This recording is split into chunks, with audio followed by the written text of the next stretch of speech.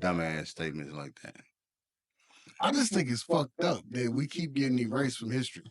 You right about it being fucked up. You right Can't about erase that. history. Shit. You may not talk about it.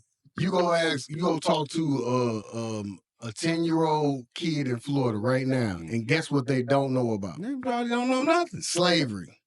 They probably don't know nothing. Because they removed it from the schools, bro. Right. And they didn't talk about it much then. But right now. What's up, everybody? This is Black Everything. Black everything. Y'all know what it is.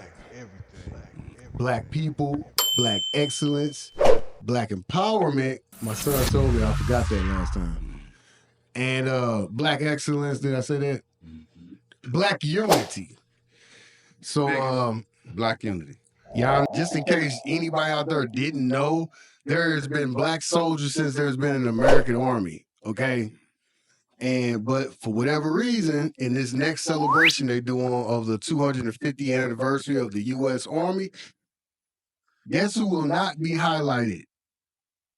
Black soldiers. They won't be included in the parade. The U.S. Semi-Quincentennial Commission recently announced that the Grand Military Parade celebration and broadcast will not include the black soldiers. And that tells us that we need to have our own celebration. And that's why what we do is important. Well, he did come in saying he was going to get rid of DEI. All DEI, everywhere. What's DEI? Can you explain it to me? Diversity, equality, inclusion. So that translates to where companies had to have a certain amount of black people. All it says that we ain't recognizing that no more. Yeah. But that ain't on them to recognize it anyway. It's up to us. We do our own shit. We don't have to deal with dumbass statements like that. I just think it's fucked up that we keep getting erased from history. You right about it being fucked up. You right Can't about erase that. history. Shit. You may not talk about it.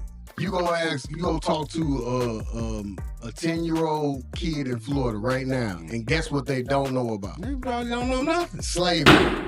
They probably don't know nothing. Because they removed it from the schools, bro. Right. And they didn't talk about it much then. But right now, even today, some motherfuckers don't do a lot of shit they don't give a. It ain't relevant to them.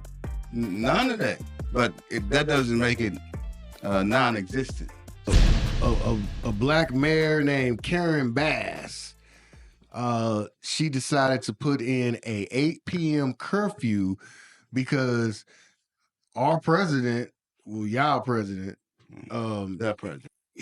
the president of the United States is sending military to LA to squash the protests that they're doing on immigration and against Trump's big bill bullshit. So the Los Angeles mayor Karen Bass has imposed a curfew on 1 square mile section of downtown LA in response to escalating protests against President Donald Trump's immigration crackdown. So I ain't gonna lie to you, like, mad props to Miss Karen Bass for looking out for our people, you know what I mean? Because she know where it's at in the process. I like that she did that. Yeah. They ain't out there about 8. They already want to lock you up and bust your motherfucking head anyway. That would give them the excuse. Being out there on the streets, when that motherfucking clock say 7, protesting against Trump. You know, Trump don't like for people to protest against him. You better be careful because you could be walking at your car at 8:03 and they said you was out and they lock your ass up and bust your damn head. Now, just to put some perspective on this, y'all, do y'all know this is the first time since 1992, and some of y'all old heads will remember this incident. The 1992 incident of Rodney King uprising. This is the first time since then, y'all, that a sitting president has deployed the National Guard to Los Angeles without a formal request from the government. So nobody in California asked him to come. He just said.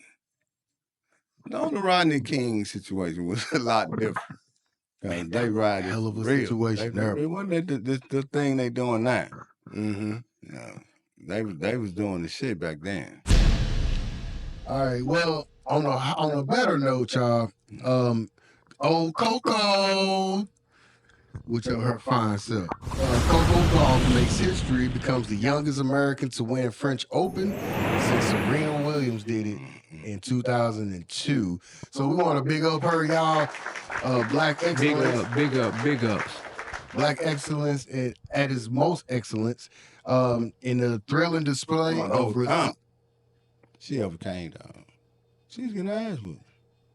Got you. I was trying to actually say that story. Okay. Yeah, I'm like, just whenever you done, bro. I'm done. Oh, okay.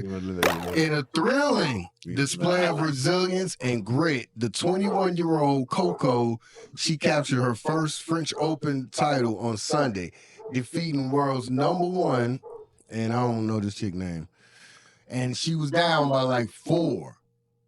It was like she was down by 4 strokes or whatever. Well, how they do it in tennis? Let it go.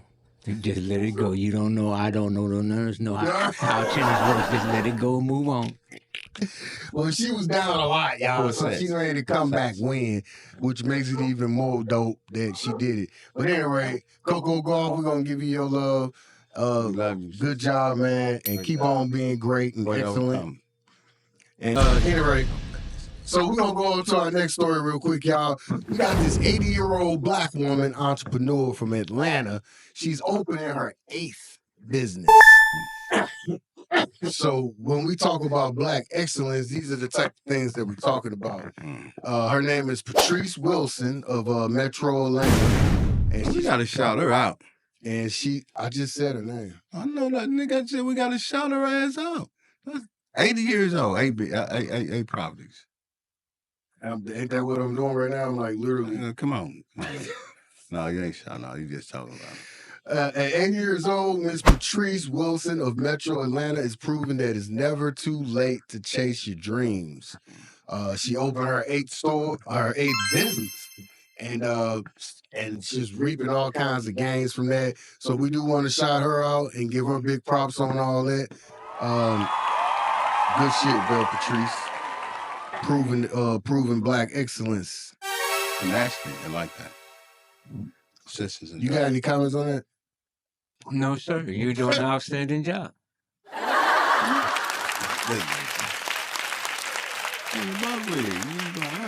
It's crazy. Y'all are so crazy. I compliment the man on doing an outstanding job, and I get criticized. What's your problem? What's your problem? I gave my opinion. He's doing an outstanding job. So big shouts out to her, y'all. We're gonna move on to the next story. The next story we want to talk about, and we are gonna have a little small discussion about it because this is one of our favorite people in the industry, and that's Tyler Perry. Huh? So right now he having to defend himself because everybody is accusing him of exploiting black women's trauma in all his films, including his last one he did, y'all, which is Straw.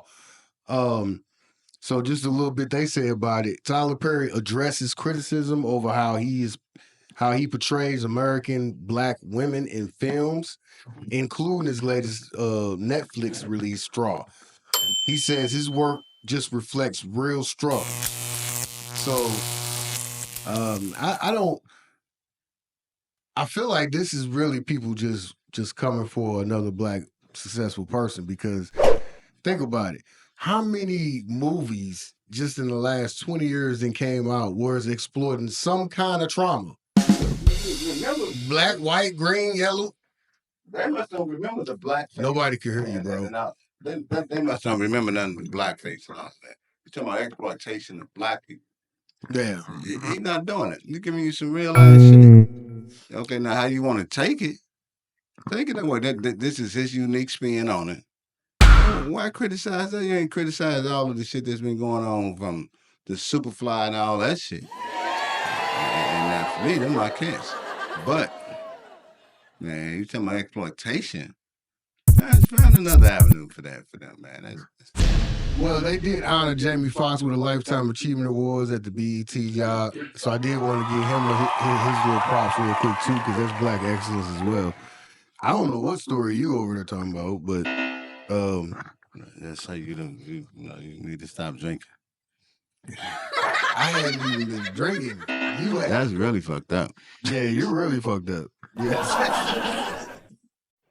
What's your podcast talking about? Black everything. Black everything. Black everything.